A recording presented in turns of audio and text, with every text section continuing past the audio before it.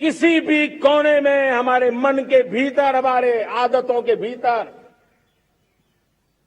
गुलामी का एक भी अंश अगर भी अभी भी है तो उसको किसी भी हालत में बचने नहीं देना। अब 100%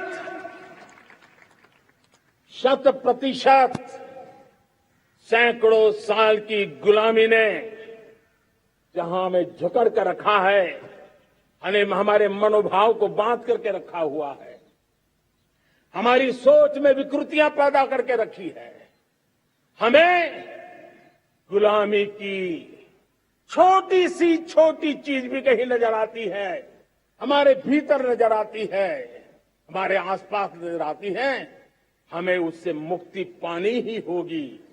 ये हमारा दूसरी प्राण शक्ति है। तीसरी प्राण शक्ति, हमें हमारी विरासत पर गर्व होना चाहिए।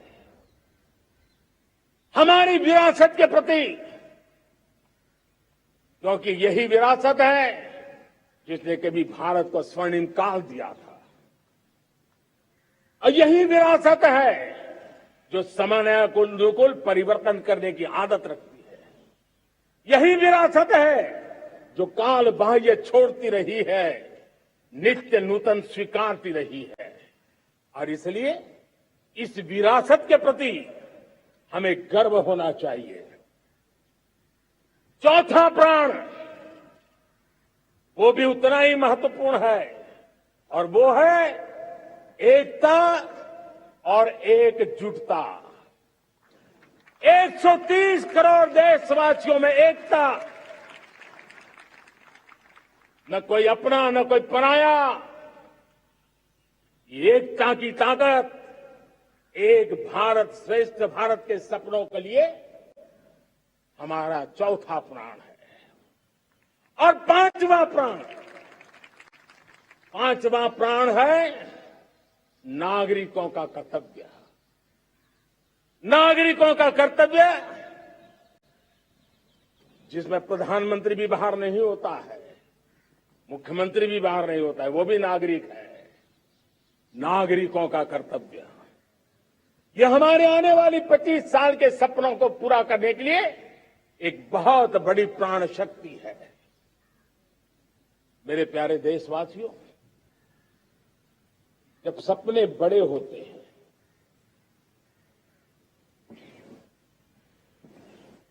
जब संकल्प बड़े होते हैं, तो पुरुषार्थ भी बहुत बड़ा होता है, शक्ति भी बहुत बड़ी मात्रा में जुट जाती है। अब कोई कल्पना कर सकता है कि देश 40-42 के कालखंड को याद कीजिए। देश उठ खड़ा हुआ था, किसी ने हाथ में झाड़ू लिया था, किसी ने तकली ली थी, किसी ने रेंटिया लिया था, किसी ने सत्याग्रह का मार्ग चुना था, किसी ने संघर्ष का मान चुना था, किसी ने क्रांति की वीरता का रास्ता चुना था। लेकिन संकल्प बड़ा था, आजादी। और ताकत देखिए, बड़ा संकल्प था तो आजादी लेके रहे, हम आजाद हो गए। अगर संकल्प छोटा होता, सीमित होता, तो शायद आज भी संघर्ष करने के दिन चालू रहते। लेकिन संकल्प बड़ा था तो हमने हासिल भी किया। मेरे प्यारे देशवासियों, अब आज जब अमृत काल की पहली प्रभात है, तो हमें इस 25 साल में विकसित भारत बना के रहना है, अपनी आंखों के सामने। और जो 20, 22, 25 साल के नौजवान मेरे देश के मेरे सामने हैं, मेरे देश के नौजवानों, जब देश आजादी के 100 साल मनाएगा, तब आप 50-55 के हुए होंगे। मतलब आपके जीवन का ये स्वर्णिम काल, आपकी उम्र के ये 25-30 साल भारत के सपनों को पूरा करने का काल है। आप संकल्प लेकर के मेरे साथ चल पड़िए साथियों, तिरंगे झंडे की शपथ लेकर के चल पड़िए। हम सब पूरी ताकत से लगे आए। बड़ा संकल्प, मेरा देश विकसित देश होगा, डेवलप कंट्री होगा। विकास के हर पैरामीटर में हम मानव केंद्रीय व्यवस्था को विकसित करेंगे।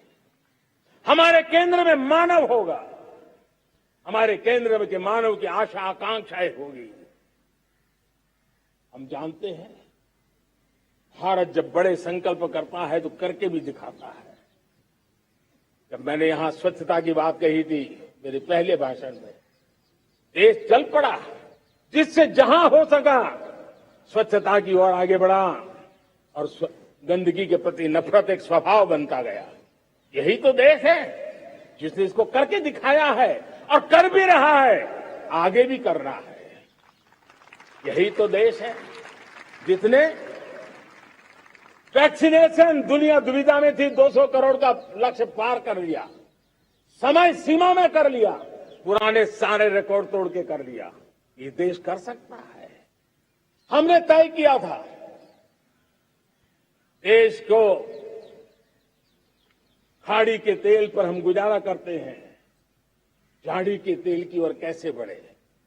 10% इथेनॉल ब्लेंडिंग का सपना बड़ा लगता था, पुराना इतिहास बताता था संभव नहीं है, लेकिन समय से पहले 10% इथेनॉल ब्लेंडिंग करके देश ने इस सपने को पूरा कर दिया।